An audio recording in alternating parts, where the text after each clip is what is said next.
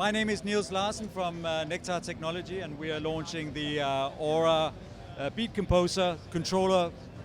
And Aura has 16 pads with velocity and pressure sensitivity on each pad. We have RGB LEDs, so they all can be color-coded. We have 16 buttons up here as well that also are RGB buttons. Those buttons are primarily for the sequencer, which we'll touch on a little bit later.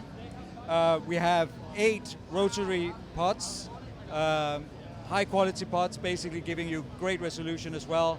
And as always with Nektar products, we have door integration, so you can control your door, your transport control, right here from Aura.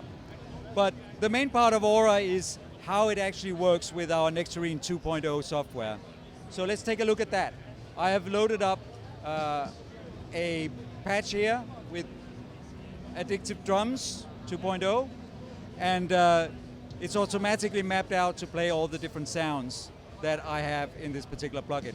So let's say, for example, that I want to change an assignment of a pad. It's very simple. I select the pad and then simply change the note with the pot. We're going to do that now.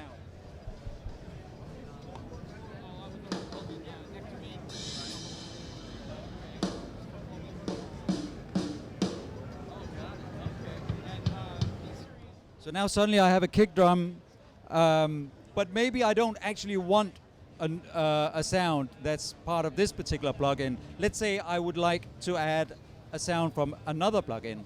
So I can create a new slot, I can go to the browser, I can select my tags here and decide which type of sound I'm looking for, maybe a snare, and then I'm going to select the patch here from the browser window and load it.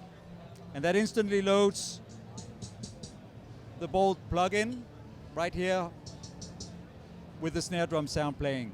So now I have two things happening. I have my addictive drums here playing on all of the other pads, and then my snare with Bolt up there.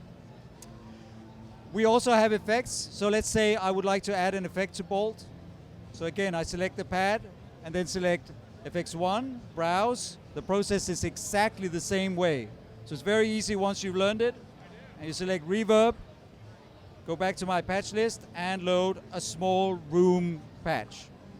And that's right there. Then I press the FX button 1 again, and I can control all of the parameters right from the product. So everything is already mapped.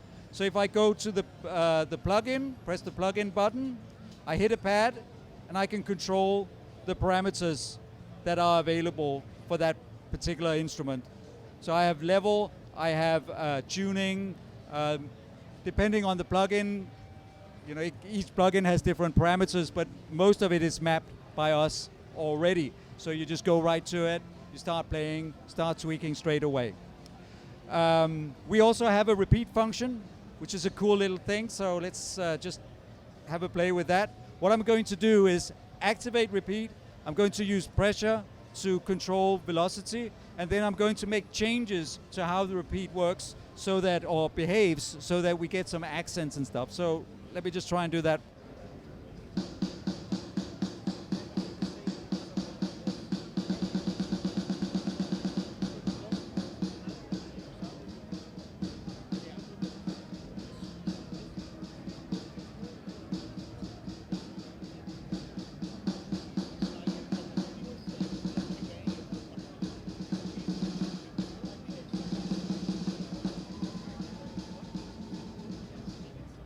So I can build up my rolls on the fly like this. I can change how the velocity behaves and record everything in the DAW. So because of Nektar DAW integration, I just press record on the unit and my DAW will start recording the performance that I'm just creating here.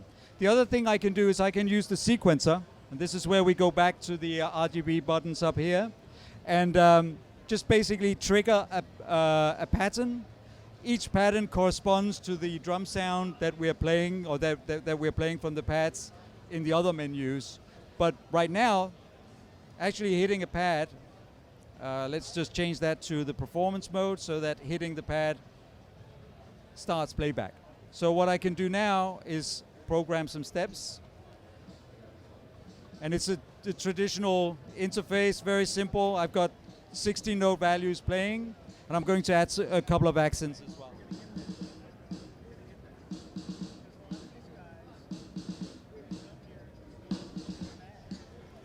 Just a little bit of dynamics there. Let's go back, maybe add a hi-hat. So on the sequencer, we'll select the pattern, and it's going now. Activate all the steps. And then I'm going to select the last two steps, and I'm going to change the repeat rate for those two steps.